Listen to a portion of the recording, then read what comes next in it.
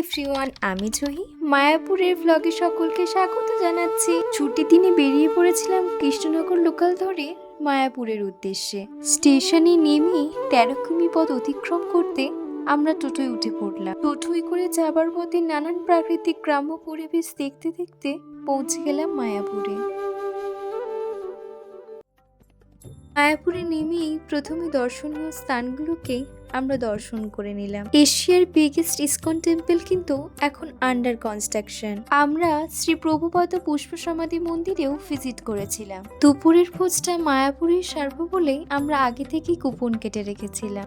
ঘড়ির কাঁটা যখন প্রায় 1:45, আমরা চললাম দুপুরের ভোজ সারতে।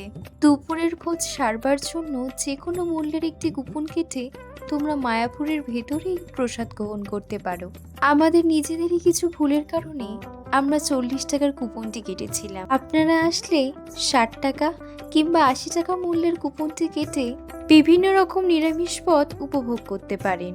দুপুরের ভোজে ছিল খিচুড়ি, ভাত, চচ্চড়ি আর ভেজ ডাল।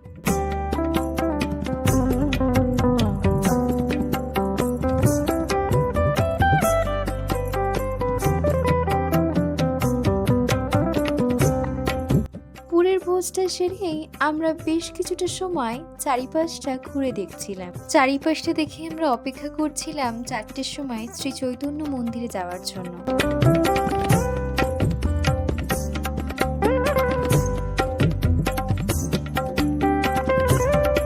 তারপর আমরা মায়াপুরের ভিতরে এই গোবিন্দ স্টোর থেকে নিয়ে নিলাম ইটালিয়ান পাস্তা। যদি স্বাদের কথা জিজ্ঞাসা করেন তবে বলবো ইটালিয়ান খাবারগুলো দেখতে যতটা ইয়ামি হয়, খেতে কিন্তু ততটাও ইয়ামি নয়। ফুল প্লেট পাস্তাটির দাম হচ্ছে 80 টাকা। মায়াপুরের ভিতর থেকেই আমরা প্রসাদ কিনে নিয়েছিলাম। যেহেতু মন্দিরগুলোতে ফোন অ্যালাউ করে না, তাই দূর থেকেই তোমাদের শ্রী চৈতন্যদেবের দর্শন করিয়ে দিলাম।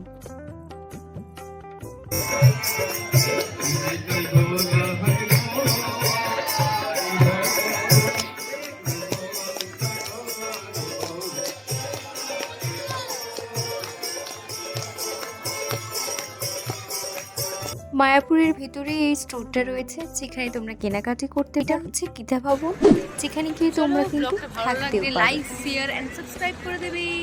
বাই।